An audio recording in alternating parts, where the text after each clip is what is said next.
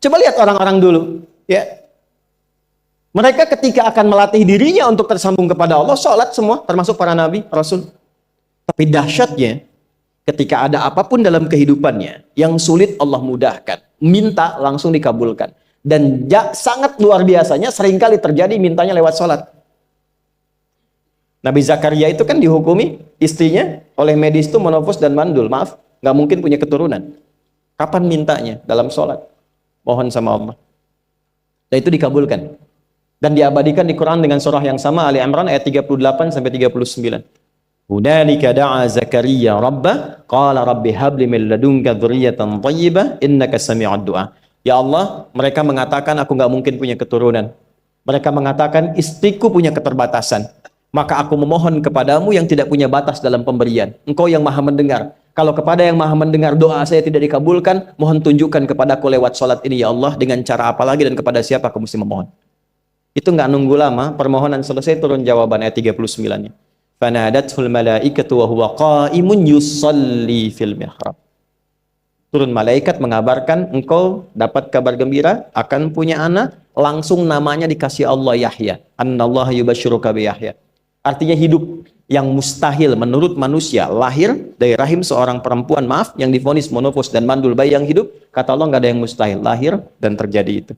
Bismillahirrahmanirrahim. Pak, indahnya begini Pak, maaf ya, lihat istri itu ingat Allah, lihat anak ingat Allah, ibu lihat suami ingat Allah. Kalau melihatnya begitu, maka substansi berumah tangga itu nikmat rasanya, dan tanggung jawab itu melekat pada diri kita untuk terjaga dalam kebaikan.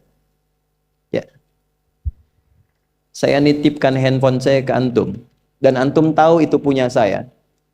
Ya, dan Anda mencintai saya misalnya, ta'zim di situ. Mungkin nggak handphone itu ditempatkan di tempat yang tidak baik? Mungkin nggak Anda taruh di lantai begitu saja? Demi Allah saya katakan, mungkin Anda akan mencari tempat terbaik, disimpan di situ, dirapi-rapikan, dilap-lap, karena Anda merasa itu punya saya yang dititipkan pada Anda. Manusia saja bisa Anda perlakukan demikian. Bagaimana ketika Anda melihat anak itu amanah Allah, yang Anda sebagai orang tuanya akan ditanya di kemudian hari. Maka kalau mau bersikap yang nggak enak itu, nggak bisa Pak kita lakukan. Mau bentak tuh nggak bisa. Mau marah tuh ditahan-tahan. Ya. Dan itu dijaga. Lihat istri sebagai amanah Allah itu beda caranya dengan hanya melihat kemanusiaannya saja. Istri melihat suami sebagai amanah Allah akan lain. Ya. Makanya akan selalu sempat dan optimal merawat istri sendiri dibandingkan lihat-lihat istri orang. Begitu sebaliknya. Ibu pun tidak harus berharap, kenapa ya suami saya nggak seperti Ustadz? Harapan yang sia-sia. Sudah ada turunan hikmahnya. Nah itu ada latihannya. Latihannya apa? Alladzina yadhkurunallah, zikir. Jadi kalau zikir itu sudah kuat dalam diri kita, ya sudah menghadirkan esensi zikir dalam diri kita, yang dilihat semuanya itu semua anugerah Allah Subhanahu wa taala. Jadi saat dia gembira itu dia bersyukur, dan saat dia sedang mengalami duka dia bersabar. Semua sama sebagai ibadah. Ajaban li amril mu'min. Kalau sudah seperti itu, kata Nabi, perkara hidupnya mengagumkan, gak ada keluhan. Itu latihannya zikir. Nah, zikir ini di Quran diturunkan dalam bentuk yang pokok berupa amalan ritual. Karena itulah semua bentuk amalan ritual disebut dengan zikir. Jadi kalau kita ingin hadirkan sifat tadi, maka cara pertama tingkatkan ibadah ritual. Salat. Apalagi? Al-Quran. Saya ambil dua dulu lah, supaya nggak banyak-banyak dulu. Yang pokok salat yang kita lakukan tiap hari. Tinggal kuantitas dan kualitas kita tingkatkan. Maaf, lihat sini baik-baik. Salat itu di Al-Quran disebut dengan zikir. Dalilnya Quran surah ke-20 ayat ke-14. Dan langsung disarikan dengan fungsi ibadah sebagai fungsi hidup kita. Sudah? Perhatikan baik-baik. Innani anallah la ilaha illa ana fa'budni wa aqimis salata lidzikri. Itu dalilnya. Sayalah Allah, kata Allah. La ilaha illa ana, tidak ada Tuhan yang layak dipertuhankan dan layak disembah kecuali saya. Allah. Allah. Bagaimana kenal Allah sebagai Tuhan? Ya, yang layak disembah, yang harus dipertuhankan, kenalnya bagaimana? Mendekatnya bagaimana? Fa'budni, sembah saya supaya kamu kenal saya, dekat dengan saya, tahu saya. Bagaimana caranya? Wa aqimis shalah, tunaikan salat. Jadi kalau pengen dekat dengan Allah, terkoneksi kepada Allah, tersambung, punya sifat tawakal yang kuat, nih tingkatkan salatnya, tambah. Makanya tiap hari kita sholat 5 waktu itu untuk membangun konektivitas dengan Allah. Sebab kalau sudah dekat, aksesnya pun terbuka semua. Itu maksudnya. Anda dekat dengan pimpinan, akses di perusahaannya kan mudah untuk diakses. Ya kan? Kita punya kenalan yang kuat, yang punya sesuatu, aksesnya mudah dibuka. Kita kenal Allah dan dekat dengan Allah, apa yang sulit bagi Allah. Dan ini kita yakin. Nah sekarang Allah kasih jalan. Coba lihat orang-orang dulu, ya. Mereka ketika akan melatih dirinya untuk tersambung kepada Allah, sholat semua, termasuk para nabi, rasul. Tapi dahsyatnya, ketika ada apapun dalam kehidupannya, yang sulit Allah mudahkan. Minta langsung dikabulkan. Dan sangat luar biasanya, seringkali terjadi mintanya lewat sholat. Nabi Zakaria itu kan dihukumi istrinya oleh medis itu menopause dan mandul. Maaf, nggak mungkin punya keturunan. Kapan mintanya? Dalam sholat. Mohon sama Allah. Dan itu dikabulkan. Dan diabadikan di Quran dengan surah yang sama, Ali Imran ayat 38 sampai 39. Hunalika da'a Zakaria rabbah qala rabbi habli min ladunka dzurriyyatan thayyibah innaka sami'ud du'a. Ya Allah, mereka mengatakan aku nggak mungkin punya keturunan. Mereka mengatakan istriku punya keterbatasan. Maka aku memohon kepadamu yang tidak punya batas dalam pemberian. Engkau yang maha mendengar. Kalau kepada yang maha mendengar doa saya tidak dikabulkan, mohon tunjukkan kepadaku lewat sholat ini ya Allah, dengan cara apa lagi dan kepada siapa aku mesti memohon. Itu nggak nunggu lama, permohonan selesai, turun jawaban ayat 39-nya. Fanadathul malaikatu wa huwa qa'imun yusalli fil mihrab. Turun malaikat mengabarkan engkau dapat kabar gembira akan punya anak, langsung namanya dikasih Allah Yahya. Annallaha yubasyiruka bi Yahya. Artinya hidup yang mustahil menurut manusia, lahir dari rahim seorang perempuan, maaf, yang divonis monopause dan mandul, bayi yang hidup, kata Allah nggak ada yang mustahil, lahir dan terjadi itu. Yahya, John, lahirlah. Kapan terjadinya? Saat sholat. Karena itu saat dipanggil sholat, itu isinya tuh kan doa semua. Silakan ngecek, isinya doa semua. Dari mulai takbir, sujud sampai salam, isinya doa semua. Dan itu konektivitas kita dengan Allah, minta. Kapan itu bisa terkabul dengan cepat doanya? Kapan selesai urusan kita? Kalau koneksinya bagus. Makanya disebutnya zikir, yang terhubung, yang nyambung. Semakin kenal, semakin dekat, semakin mudah. Kadang belum minta, sudah diberi. Ada yang orang belum berucap, Allah sudah berikan. Sehingga ketika menghadapi masalah yang sama, ringan. Bukan nggak punya masalah. Akan dihadapi, diringankan oleh Allah. Masalah yang sama, ini sampai ribut, adu argumentasi. Orang ini cuma senyum, selesai. Betapa banyak masalah kecil diargumentasikan jadi besar. Akhirnya problem. Tapi tidak sedikit masalah besar dihempaskan di atas sajadah.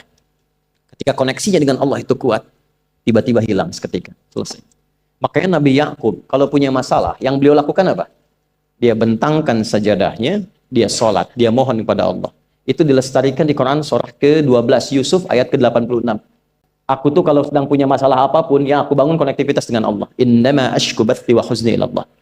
Saya curhatnya cuma sama Allah. Ini Pak, ini bagian pertama. Nah, jadi kalau ingin semakin kuat, sampai ada masalah diringankan, mau kerja dibukakan pintunya, itu ada jenisnya.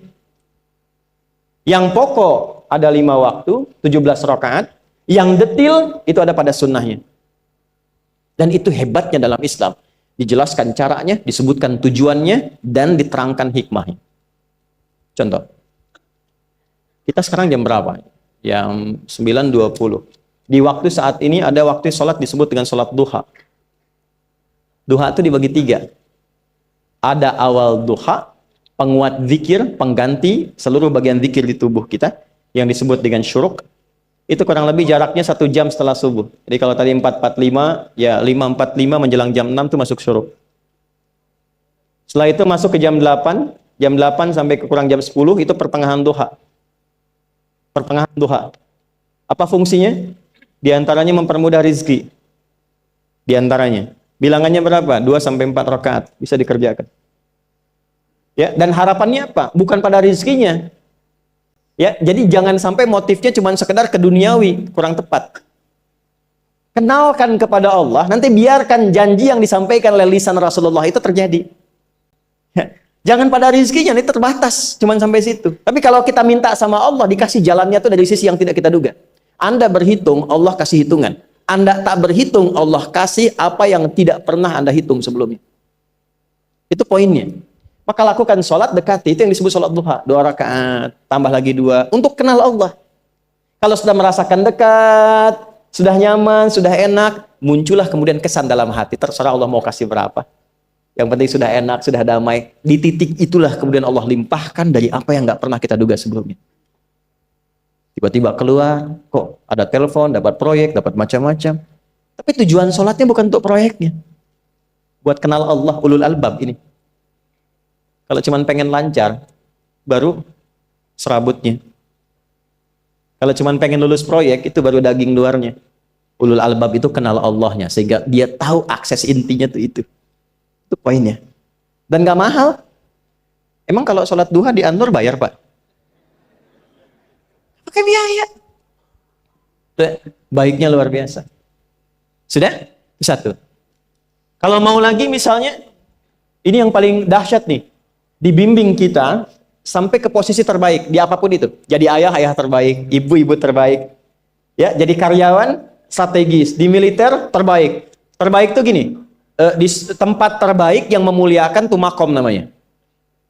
Makanya kuburan sering disebut makam kan? Ya kan? Maksudnya apa? Maksudnya Anda selama hidup berkaryalah yang baik, ibadah yang benar, sehingga Anda wafat pun terhormat. Ya, kata makom tuh pertama kali di Al-Baqarah ayat 125, makom Ibrahim. Ya, ketika Allah sampaikan dalam Al-Quran, didapatkan di situ maqam Ibrahim, wa idh ja'alna al-baita mathabatan lin-nasi wa amna wattakhidhu min maqami Ibrahim. Makanya kalau kita tawaf, itu dari mulai Hajar Aswad kan sampingnya dekat sekitar 5 meter ada maqam Ibrahim kan? Itu tapak kaki pertama beliau meninggikan pondasi Ka'bah dan di situ diabadikan kemuliaannya sampai beliau wafat. Dikenal sampai sekarang. Ya, setelah sekian abad. Jadi kalau kita ingin terhormat dan masih dikenang sampai kapanpun, itu makom namanya. Tapi ada cara yang lebih hebat. Anda di posisi itu, lawan pun mengakui memang Anda yang pantas ada di situ. Itu namanya makom mahmuda. Makom mahmuda. Siapa yang bikin urutan 100 tokoh paling berpengaruh di dunia? Siapa? Saya tanya, yang nulis siapa namanya? 100.000? 200.000? Dia mencari langsung di Google tuh. Lambat mas, waktu habis. Michael Chart. Dia yang nulis, maaf ya. Urutan pertamanya siapa? Muhammad SAW. Yang nulis itu muslim atau bukan? Kok bisa tergerak hatinya untuk menempatkan seorang nabi muslim di tempat pertama? Saya tanya begini, kenal Abu Jahal nggak? Ya Allah, makin siang nih nggak fokus nih. Saya kira cuma di Bengkali saja yang kenal Abu Jahal, sini kenal juga. Baik, Abu Jahal itu, apakah orang ini tidak kenal Nabi? Orang ini tahu, kalau saya sebut orang ini berarti kurang bagus ya. Kalau saya sebut beliau berarti baik ya. Abu Bakar saya sebut beliau, Abu Jahal orang ini. Maksudnya Abu Jahal. Apakah orang ini tidak tahu kalau Nabi itu mulia? Nabi unggul. Nabi hebat kan? Jadi mengakui sebetulnya Nabi unggul. Dan gulat dengan Nabi itu dalam olahraga kalah. Dia tahu Nabi itu kuat. Ya. Di dalam cinta juga tahu Nabi paling unggul. Abu Jahal melamar Sayyidah Khadijah ditolak, Nabi nggak lamar, Sayyidah Khadijah minta dilamarin. Ya. Dari sejak itulah dia nggak mau tahu semua yang dari Nabi, pokoknya semua harus jelek. Walaupun dia tahu itu baik. nggak kenal, sampai nggak menanamkan pada dirinya nggak ingin kenal kebaikan Nabi, nggak ingin kenal pada sesuatu, itu jahlun namanya. Jadi kalau ada mbahnya yang paling bodoh yang nggak pengen tahu, itu Abu Jahal namanya. Maka sejak saat itu orang ini disebut dengan Abu Jahal. Tapi Abu Jahal pun itu meyakini kebenaran, kekuatan Nabi, cuman karena iri saja. Gitu. Tapi dia nggak bisa nolak. Menilai seseorang di tempat terbaik yang kita nggak bisa nolak dan mengakui memang dia orang yang terbaik, itu namanya maqam mahmudah. Tahukah Anda? Jalan untuk mencapai maqam mahmudah itu nggak akan mungkin kita dapatkan kecuali mendekati yang punya semua maqam, yaitu Allah Subhanahu wa Ta'ala. Dan jalannya lewat sholat. Itu lewat sholat. Tapi karena ini levelnya istimewa, tingkat tertinggi, ya prajurit pengen jadi komandan terhebat yang diakui, nggak ada orang nyoal. Di kepolisian pengen jadi pimpinan yang baik dan semua mengakui sehingga nggak ada yang nyoal. Di perusahaan pengen jadi pimpinan yang ideal, ya semua mengakui, nggak ada yang nolak. Itu maqam mahmudah. Jalannya apa? Ternyata nggak pakai uang, nggak pakai koneksi-koneksi yang tidak jelas. Koneksinya dibangun dengan Allah sehingga Allah melembutkan hati semua orang itu untuk menetapkan dia yang terbaik. Sholat. Karena levelnya tinggi, dinaikkan dari sekedar sholat fardu. Ditempatkan di waktu yang tidak biasa. Butuh pengorbanan, butuh perjuangan. Namanya tahajud. Turunlah Quran surah ke-17 ayat 79 sampai 81 itu. Quran surah 17 ayat 79 sampai 81. Ini poinnya. Wa minal laili fatahajjad bihi nafilatan laka asa ayyab'athaka rabbuka maqaman. Ini kan terjadi keanehan kan, ironinya. Anda pengen sukses, pengen tertinggi, Anda tahu Allah penentunya, Anda tahu Allah yang punya rizki, Allah punya kekuasaan, tapi Anda nggak mendekati Allah. Terus yang dipakai cara-cara salah, kenapa harus korupsi? Kenapa harus nyogok? Kalau SK-nya nggak Allah tetapkan, nggak akan turun juga.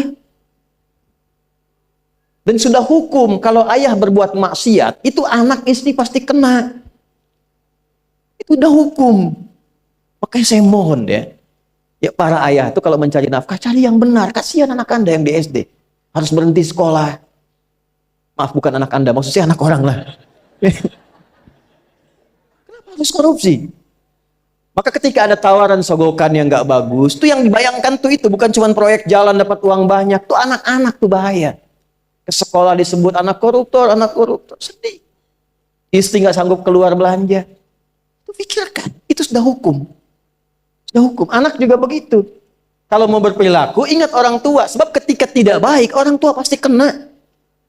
Anak di sekolah berantem, yang dipanggil siapa? Tuanya. Itu selalu terikat. Di rumah tangga itu selalu begitu. Karena nafas itu terikat. Semua saling mengikat. Babnya itu jelas. Nah, balik ke sini. Kalau ingin tingkat yang tertinggi, dekati pemiliknya Allah. Ini.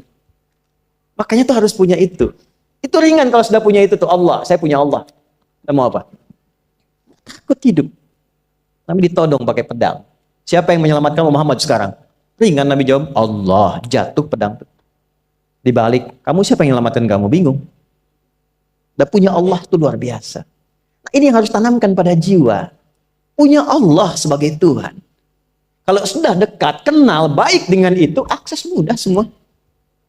Dan yang paling indah itu apa? Menerima apa yang Allah tetapkan. Hari ini nggak dapat, alhamdulillah. Saya masih dikasih jalan. Alhamdulillah, besok belum dapat. Ada akumulasi, paham. Nah, itu nggak mungkin bisa dapat rasa itu. Salah satunya, ikhtiarnya apa? Nih, tahajud. Dan hebatnya kenapa sholatnya disebut tahajud? Tidak disebut sholat hajat. Ada hajat, ada tahajud, beda. Hajatun, hajada, hajadun, ada tahajjada ya tahajjud, tahajud. Beda. Tahajud, di situ aja. Ini sengaja nggak saya hapus nih. Mana staf saya? Oh, foto nih ya. Saya hafal insya Allah. Tahajud. Asalnya dari kata hajada, begini, ha, jim, dal. Ditambah ta di depannya, lalu ada tasydid sebelum akhirnya. Nih. Ini akarnya 3 huruf, ha, jim, dal.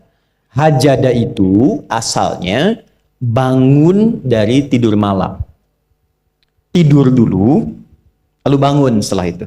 Itu hajada. Pelan-pelan. Paham sampai sini? Kita teruskan. Kalau kita ingin berusaha untuk bangun, mengoptimalkan diri untuk bangun, maka tambahkan tak di depannya. Berusaha untuk mendapatkan atau mencapai sesuatu. Kalau yang kita akan lakukan itu tidak mudah, nggak gampang bangunnya, sehingga butuh rencana, butuh persiapan, ya kan? Maka tambahkan tasydid sebelum huruf akhirnya. Dari kata syiddah, apa yang mau dikerjakan ini nggak mudah. Memang pengen bangun itu jam 3. Tapi kan nggak tiba-tiba ujuk-ujuk bangun jam 3, belum tentu. Ya kan? Kita harus rencanakan dulu supaya bisa bangun, saat bangun itu siap, bukan cuma bangun. Bangun jam 3, salatnya 4:30, ya kan jauh. Maka untuk bangun jam 3 itu butuh persiapan, nih syiddah. Maka rencanakan, pasang alarm 3 kali. Misal yang ikhtiarnya jam 2, jam 2.15, jam 2.30. Alarm jam 2 untuk mematikan alarm yang kedua. Gitu kan? Yakin saya Anda kalau pasang alarm malam tuh nggak satu, yakin? Bangun, ceklek, mati. Minimal ingat akan ada alarm berikutnya kan? Nah, itulah tak. Allah itu sudah tahu modus-modus kita itu. Karena alim maha mengetahui. Detailnya kan kita lakukan kan Allah sudah tahu. Alarm yang kedua membangun kesadaran paripurna. Peringatan kedua. Kalau pengen bangun, enggak tertidur.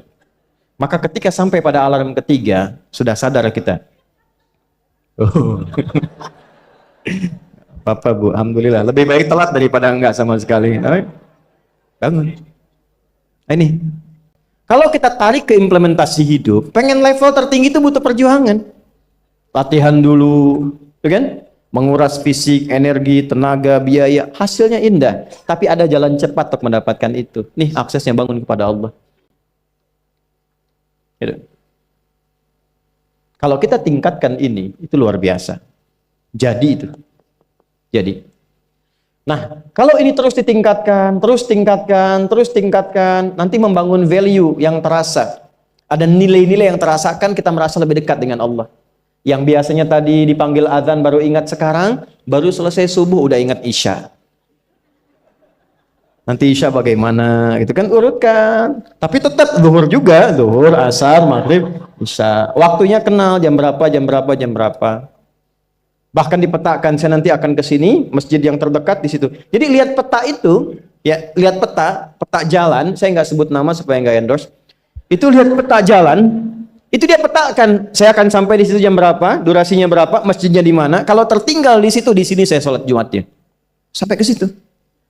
Nah, value yang membuat kita semakin meningkat dekat dengan Allah, itu takwa namanya. Takwa. Disebutkan sebanyak 240 kali dalam Al-Quran. Nah, intinya itu ini nih. Jiwa takwanya. Kalau ini sudah ada, Allahu Akbar. Silahkan Anda keluarkan semua kata-kata takwa di Quran. Tidak ada kecuali yang indah semuanya. Quran surah 65. 65 itu babnya bab tolak. Surahnya At-Tolak. Tolak itu persoalan terbesar di rumah tangga. Nggak akan bisa terjadi yang demikian itu kalau ada takwa di dalamnya. Nyambung. Kalaupun mesti terjadi, itu spirit takwa mengarahkan pada yang terbaik. Makanya di ayat kedua di ujungnya, sampai ke ayat 3, apa yang terjadi? Di rumah tangga itu kan cuma 2 babnya. Satu masalah dari komunikasi, yang kedua materi. Perhatikan, wa may yattaqillaha yaj'al lahu makhraja wa yarzuqhu min haitsu la. Siapapun yang mampu meningkatkan takwanya kepada Allah, pakai man tuh, setiap personnya. Suami, istri, ayah, ibu, anak, satu keluarga mencoba meningkatkan takwa. Dia tahajud, bangun semua ingatkan. Bangun semua tahajud, salat duha, yuk ingatkan dimanapun. Alhamdulillah. Apa yang terjadi ketika dilakukan? Apa jawab Allah? Yaj'al lahu makhraja. Enggak pakai alif lam, makhraja. Masalah apapun yang engkau alami. Suami berangkat ada masalah. Ada masalah umum yang semua orang mengalami itu. Tapi yang ini enggak. Kena macet, ada macet, dia mau berangkat, tiba-tiba diarahkan, jangan lewat situ Pak, macet, Bapak kesini aja. Ya. Pak ikut kami saja Pak, tiba-tiba patwal datang, ayo ikut. Ya, itu bisa terjadi. Wa yarzuqhu min haitsu la yahtasib, bahkan rezekinya pun itu datang dari sisi yang nggak diduga. Nggak nyangka ya, emang nggak sangka datangnya. Ya, habis sholat, tiba-tiba telepon masuk, belum selesai proyek ini ada permintaan itu. Beda istidraj dengan takwa itu lain. Kalau istidraj itu bertambah tapi lupa Allah. Hati-hati. Proyek nambah, sholat lupa. Hati-hati. Hati-hati ya. Pekerjaan menambah, omset nambah, tapi nggak pernah bisa ngaji. Nggak pernah mampu sholat. Hati-hati itu. Dan paling bahaya kalau itu nambah terus sehingga membuat lupa semua ibadah. Itu istidraj namanya. Istidraj. Ancamannya akhirat tuh, hati-hati. Segera ingat, segera ingat. Tapi kalau semakin nambah, semakin ingat Allah, itu anugerah. Karena Allah telah menilai hamba ini paham menjalani kehidupan, sehingga dia ngerti. Makanya Utsman, Abdurrahman bin Auf, setelah masuk Islam, hartanya makin nambah. Karena kenapa? Karena telah dinilai layak mengelola harta, paham cara mengelolanya. Dapat segini, alokasikan ke sini. Dapat segini, alokasikan ke sini. Pak, di mana logikanya ada 600 truk hasil usaha? Bapak punya 600 perusahaan. Satu perusahaannya itu bergerak di bidang misalnya logam mulia. Ya, ada emas, ada berlian, ada macam-macam dan sebagainya. Satu kali Anda berhasil mendapatkan kurang lebih 600 truk logam mulia di dalamnya. Mau datang kemudian ke tempat Anda di jalan. Tiba apa yang terjadi? Ada komen tetangga kepada Anda. Misal, komennya nggak langsung, cuma ke teman tetangga Anda dengar. Waduh, Pak Asep hisabnya luar biasa kayaknya ya. Hisabnya, bukan berliannya. Hisabnya luar biasa, terus nyampe di telinga Anda. Kira-kira ketika mendengar itu respon Anda apa?